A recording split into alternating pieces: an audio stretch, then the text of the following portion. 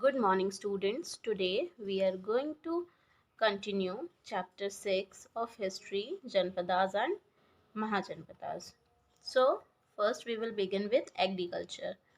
The use of iron tools such as iron, plows and hoes made agriculture more advanced. ठीक है, अब iron tools का जो इस्तेमाल शुरू हुआ था वैदिक एज के टाइम पे आयरन्स के द्वारा, तो इसने एग्रीकल्चर को एडवांस बना दिया, कृषि को और ज़्यादा एडवांस बना दिया। जैसे कि जो लोहे के हल कुदाली का इस्तेमाल किया जाता था, ठीक है, फार्मिंग के टाइम पे। So many canals and wells were also dug to improve irrigation. कई सारे कैनाल्स और वेल्स भी, मतलब नहर और कुएँ भी डग किए गए ताकि जो इरीगेशन है, ठीक है, वो इम्प्रूव किया जा सके।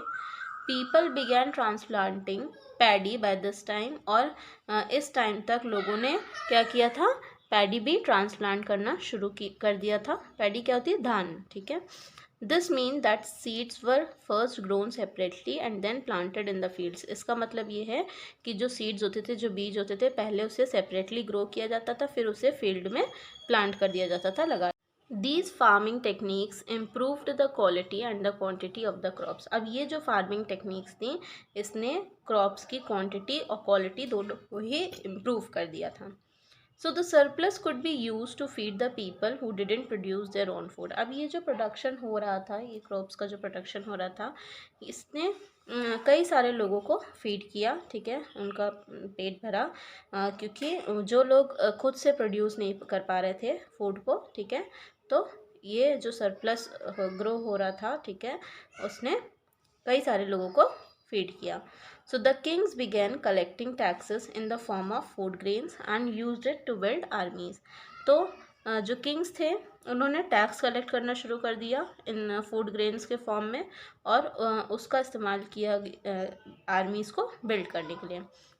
So in a Ganasang, land was owned collectively and the work was done by the dasas, slaves and the कर्मकारास hired laborers. अब गनासंघ में क्या होता था, जो लैंड होता था वो कलेक्टिवली ओन किया जाता था, कई सारे लोग आपस में मिलके उसे ओन करते थे, और जो काम होता था वो दासास के द्वारा कराया जाता था, जो जिन्हें स्लेव्स भी कहते हैं, और कर्मकारास जिन्हें हायर्ड लेबरर्स, मतलब कि जिन्हें मजदूरी पे रखा जाता था। तो in a monarchy the size of the land owned by the people varied. और मोनार्की फॉर्म जो था गवर्नमेंट का, उसमें जो साइज होता था ज़मीन का, ठीक है, जो लैंड होती थी, जो लोगों के द्वारा ओन की जाती थी, वो वेरी करती थी, मतलब अलग होती थी, साइज में अलग होती थी, साइज में डिफरेंट होती थी। So the poorer ones and ones used family labour and the richer ones used dasas and karmakaras. तो क्या होता था, जो पुअरर होते थे, जो जो थोड़ा गरीब होते थे, वो फैमिली लेबर ही यूज़ करते थे, मतलब कि घर ही के ही सारे लोग मिलके उस पर काम करते थे, और जो रिचर वंस होते थे वो दासाज और कर्मकारास से काम कराते थे। Okay, next is towns and cities. Urban centres और towns and cities develop during this time. अब इस टाइम पे जो अर्बन सेंटर्स थे और टाउन्स जो थे और सिटीज़ जो थी, मतलब जो शहर थे, वो डेवलप हुए, ठीक है। Due to surplus production of food people were free to pursue other occupation such as carpentry, pottery and weaving.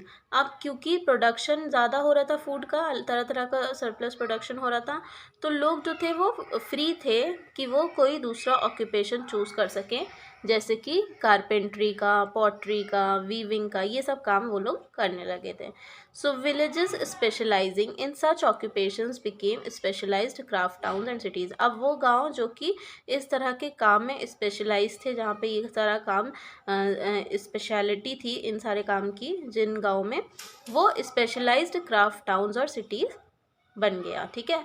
Towns and cities also developed around trade centres. अब जो टाउन्स और सिटीज़ थे वो ट्रेड सेंटर्स में भी developed हो गए, मतलब कि वहाँ पे व्यापार होने लगा। There is reference to urban centres such as Pataliputra, Rajagriha, Vaishali and Champa in the Jataka tales. Jataka tales में इन अर्बन सेंटर्स का रेफरेंस दिया गया है, जैसे कि पाटलिपुत्र, राजगृह, वैशाली और Champa. Okay, next topic is trade. There was a remarkable growth in trade during this period. मतलब कि बहुत एक रिमार्केबल ग्रोथ हुई ट्रेड में इस टाइम पीरियड में। व्यापार जो था वो बढ़ा। Both inland and overseas trade flourish, दोनों तरह का जो व्यापार था वो स्प्रेड हुआ, फ्लरिश्ड हुआ, इनलैंड भी और ओवरसीज भी। The barter system was now replace by coinage, और जो बार्टर सिस्टम था उस वो रिप्लेस होके कॉइनेज हो गया। ठीक है, बार्टर सिस्टम में क्या होता था, गुड्स जो था वो एक्सचेंज किया जाता था गुड्स के लिए। ठीक है, सामान के बदले सामान मिलता था, लेकिन अब क्या था, सामान के बदले पैसा मिल रहा था। Punch marked coins were introduce during this time, इस टाइम पे पंच मार्क्ड कॉइन्स जो थे वो इंट्रोड्यूस हुए, उसकी शुरुआत हुई। They are called punch marked because lumps of metal were punched with figures, ये इन्हें पंच मार्क्ड इसलिए कहा गया है क्योंकि जो मेटल के लम्प्स थे उसे पंच किया गया था फिगर्स के साथ, तो इसलिए इसे पंच मार्क्ड कॉइन्स कहा गया। Both copper and silver punch-marked coins were in use, दोनों कॉपर के और सिल्वर के पंचमार्क्ड कॉइन्स जो थे वो इस्तेमाल किए जा रहे थे। Towns and cities became the centre of trade, towns और सिटीज़ जो थे वो ट्रेड सेंटर बन गए थे जहाँ से व्यापार होता था। People having the same occupations lived and work together, अब वो लोग जो जिनका काम एक समान था, सेम था, वो एक जगह पे रहते थे और काम करते थे एक साथ मिलके। The merchants and traders formed श्रेणीज guilds, और मर्चेंट्स और ट्रेडर्स जो थे उन्होंने श्रेणीज बना ली थी, जिसे गिल्ड्स भी कहा गया। श्रेणीज मतलब an association of craftsman such as potter and weavers who practice the same profession, मतलब कि श्रेणी का मतलब कि ये एक एसोसिएशन होती है क्राफ्टमैन या फिर पॉटर्स की या फिर वीवर्स की, जो कि एक ही प्रोफेशन में काम करते हैं। ठीक है, तो उन्होंने अपनी श्रेणीज बना ली थी। Each guild had its own rules for production, quality, prices, distribution etcetera, और हर श्रेणी का अपना खुद का रूल था प्रोडक्शन का, क्वालिटी का, ठीक है, प्राइसेस का और डिस्ट्रीब्यूशन का।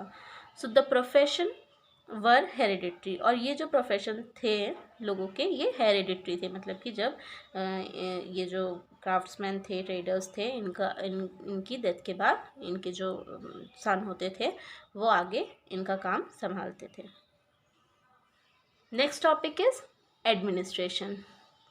In the monarchial mahajanapadas the king was a supreme authority, क्या होता था मोनार्कियल महाजनपदा में जो किंग होते थे वो सुप्रीम अथॉरिटी होती थी, उनके पास पूरी अथॉरिटी होती थी और वो अपने इच्छा अनुसार रूल भी करते थे। He maintained large armies and build fortifications around his capital to protect his people, और ये बड़ी आर्मी इन्होंने बना रखी थी और फोर्टिफिकेशंस बनवाए थे अपने कैपिटल के आसपास ताकि वो अपने लोगों की रक्षा कर सकें, प्रोटेक्ट कर सकें। The army also helped him to expand his territory, army ने भी इनकी मदद की इनकी सीमाओं को एक्सपैंड करने में, बढ़ाने में। The king was also advised by a group of ministers, और जो किंग होते थे उनको जो मिनिस्टर्स का ग्रुप होता था वो एडवाइस करते थे, सलाह देते थे।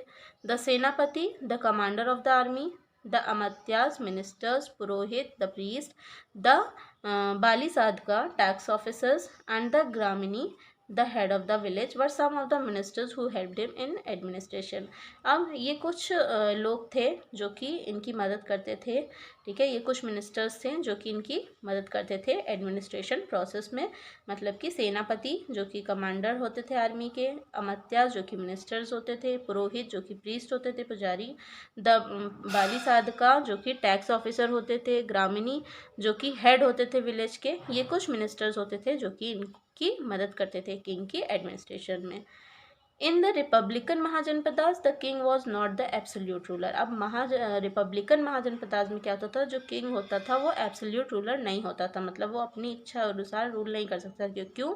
क्योंकि ये एक तरह का डेमोक्रेटिक सिस्टम था, यहाँ पे लोग अपने रूलर को इलेक्ट करते थे। तो a group of people were selected to rule the kingdom, मतलब कि एक ग्रुप, समूह जो है वो सिलेक्ट किया जाता था राज्य को रूल करने के लिए। तो these representatives discussed all the important matters and issues, तो ये जो रिप्रेजेंटेटिव्स होते थे ये सभी महत्वपूर्ण मैटर्स को, मुद्दों को डिस्कस करते थे। Their decisions were made on the basis of the majority, और इनके जो फैसले होते थे, इनके जो निर्णय होते थे वो मेजॉरिटी वोट के आधार पर किए जाते थे। Next is taxation. In the early Vedic period taxes were not collected as such, early Vedic period में जो टैक्सेस थे वो इस तरह से कलेक्ट नहीं किए जाते थे। People gave goods to the rulers voluntarily, वहाँ पे क्या होता था, जो लोग होते थे वो अपनी इच्छा अनुसार गुड्स जो होता था, जो सामान वो ग्रो कर रहे थे, ठीक है, जो कल्टीवेशन करते थे, वो रूलर्स को अपनी इच्छा से ही देते थे। But now with the emergence of states and governmental structures taxes began to be collected. फिर जब जैसे जैसे स्टेट्स जो थे वो एमर्ज हुए, गवर्नमेंटल स्ट्रक्चर की शुरुआत हुई, तो जो टैक्सेस थे वो कलेक्ट होना शुरू हुए। Some important taxes were bali and bhaga. कुछ जो महत्वपूर्ण टैक्सेस थे वो थे बाली और bhaga. Taxes were collected by the bali sadhakas. और जो टैक्सेस होते थे वो किसके द्वारा कलेक्ट किया जाता था? बाली साधकास। जैसे कि मैंने आपको ऊपर बताया था कि ये टैक्स ऑफिसर होते थे। So bali was the tax collected on the amount of land cultivated. Bali कौन सा टैक्स था? ये वो टैक्स था जो कि लैंड पे जितना हिस्सा कल्टीवेशन होता था, वो अमाउंट जो होता था उसे टैक्स के रूप में कलेक्ट किया जाता था, वो बाली टैक्स था। भागा was a share of the produce usually fixed at 1/6 of the produce. भागा जो था वो शेयर था प्रोडक्शन का, जो कि फिक्स्ड था, मतलब 1/6 पार्ट जो होता था प्रोडक्शन का, वो 1/6 हिस्सा देना होता था एज अ भागा tax. So craftsmen such as potters, weavers and carpenters also had to pay taxes. अब craftsmen जैसे कि potters, weavers, carpenters, इन्हें भी टैक्स पे करना पड़ता था. These could either be in cash or kind. ये किसी भी रूप में हो सकता था, कैश या फिर काइंड. और by providing free service to the king, और या फिर वो किंग्स को फ्री काम करके दे, तो इस तरह भी वो अपना टैक्स पे कर सकते थे. For example these people may have to work for 1 day in each month for the king. अगर हम एग्जाम्पल देखें तो ये जो लोग होते थे ये इस रूप में भी टैक्स पे कर सकते थे कि उन्हें हर महीने एक दिन किंग के लिए काम करना पड़ता था. So the merchants also had to pay taxes for buying and selling goods through trade. और जो मर्चेंट्स होते थे, जो व्यापारी होते थे, वो क्या करते थे, उन्हें भी टैक्स पे करना पड़ता था. जो भी सामान वो खरीद रहे होते थे या सेल कर रहे होते थे व्यापार के माध्यम से, उसका भी उन्हें टैक्स पे करना पड़ता था. The taxes collected were used for building roads, wells and canals, payment of salaries, maintenance of the army, for building fortifications, walls and other welfare activities. और जो टैक्सेस कलेक्ट किए जाते थे उसका इस्तेमाल रोड बनवाने के लिए, नहर और नल बनवाने के लिए, है ना, कुएं बनवाने के लिए, लोगों की सैलरी पे करने के लिए, आर्मी को मेंटेन करने के लिए, और जो प्रोटेक्टिव वॉल्स होती थी उन बिल्डिंग्स को बनवाने के लिए, और दूसरी भलाई के काम के लिए इन टैक्सेस का इस्तेमाल किया जाता था. So students, I hope you have understood this much. Now we will continue this chapter tomorrow. Thank you.